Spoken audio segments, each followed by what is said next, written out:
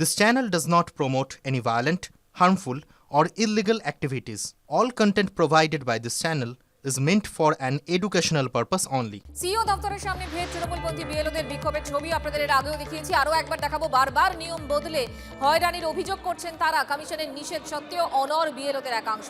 Barricade ঠেলে এগোনোর চেষ্টা তৃণমূলপন্থী বিএলওদের। আবারও সেই ছবি আপনাদের দেখাচ্ছি এই মুহূর্তে লাইভ। তৃণমূলপন্থী বিএলওদের ছবি এবং তারা ব্যারিকেড ভাঙার চেষ্টা, ব্যারিকেড টপকানোরও চেষ্টা করছেন তারা।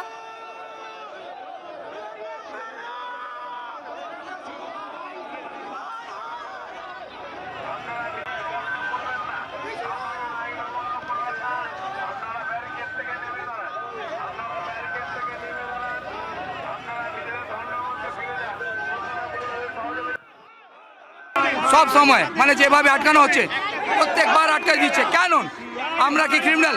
আমাদের ব্যথা, আমাদের কষ্ট, আমাদের ন্যায্য দাবিটা মানবে না, শুনবেন না? মানার তো দূরে কথা, শুনতে চাইছে না। কেন? আমরা কি অপরাধী? আপনার হয়ে কাজ করছে বিএলওরা, আমাদের সহকর্মীরা, তাদের ব্যথা কষ্ট শুনবেন না?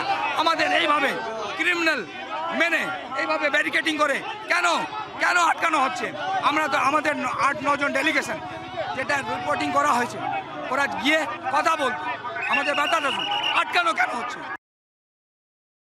আমাদের চাহিদা হচ্ছে দিনের পর দিন বিএলওদের কাজ বাড়ানো হচ্ছে। কেন কেন আমাদের কাজ 11ই ডিসেম্বর শেষ হয়ে গেছিল, তাও কেন দিনের পর দিন কাজ বাড়ানো হচ্ছে? প্রত্যেকদিন নতুন নতুন মেসেজ হচ্ছে, নতুন নতুন কাজের চাপ বাড়ানো হচ্ছে। স্কুলগুলোতে বিএলওরা আসতে পারছে না, রেজাল্ট তৈরি করে তারা কোনো সাহায্য করতে পারছে না, মাধ্যমিক পরীক্ষার সামনে সিলেবাস শেষ করতে পারছে না। কেন কেন আমাদের টিচারদের উপর এত কেন মানসিক চাপ হচ্ছে?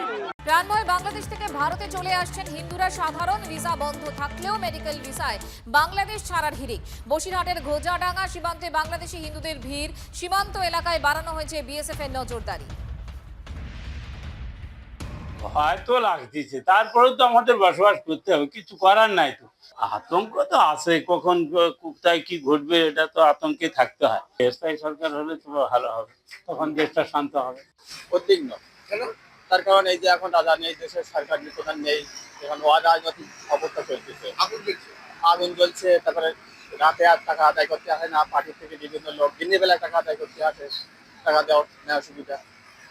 এখন শুধু হিন্দুরা না, হিন্দু মুসলমান উভয়। ভোটার খসড়া তালিকায় নো ম্যাপিং বা আনম্যাপ হিসেবে লক্ষ লক্ষ মতুয়ার নাম থাকার সম্ভাবনা, যাদের একটা বড় অংশের মা বাবা ঠাকুরদার নাম নেই 2002 এর ভোটার তালিকায়। এবার তাদের ডাক পড়বে শুনানিতে। এই প্রেক্ষাপটে মতুয়াদের নাম বাদ দিয়ে ইঙ্গিতপূর্ণ মন্তব্য কেন্দ্রীয় মন্ত্রী তথা বিজেপি সাংসদ শান্তনু ঠাকুরের।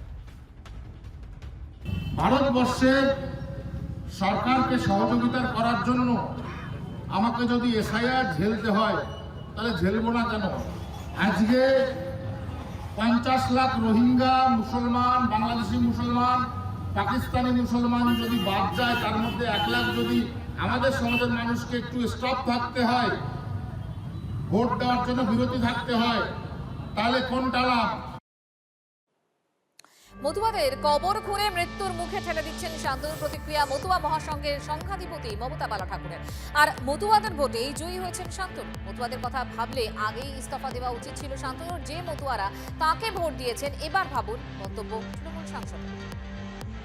সামগ্রিক মতুয়াদের ওই কবর খুঁড়ে তাদের মৃত্যুর মুখে নিয়ে যাচ্ছে শান্তনু ঠাকুর। আমি তো আগেও বলেছি, যে মতুয়াদের বলতে পারে যে রোহিঙ্গার মুসলমান, সে এই কাজ তো সেই করছে। এইগুলো 1 লক্ষ যদি চলে যায় বা তাতে ওর কোনো কিছু আসে যায় না।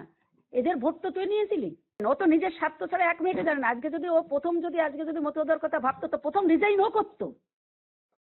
যেরকম পার্টি করি না আমি, আমার একটা মতোর ভোট কাটা মানে হচ্ছে আমার জাত, আমার ধর্ম, আমার আজকে হরিগুরু তাদের মানুষগুলোকে আজকে আমার ইসের ভিতরে ফেলে দেওয়া, তাদের বংশানুক্রমে আর কোনোদিন ভোটার হতে পারবে না।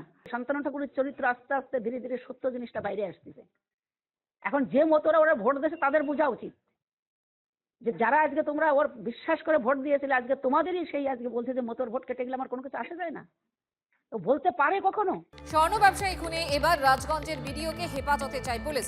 বিডিও প্রশান্ত বর্মনকে হেফাজতে নেওয়ার আবেদন বিধাননগর গোয়েন্দা শাখার। কেস ডায়েরি নিয়ে বিধাননগর আদালতে গোয়েন্দা শাখার অফিসাররা।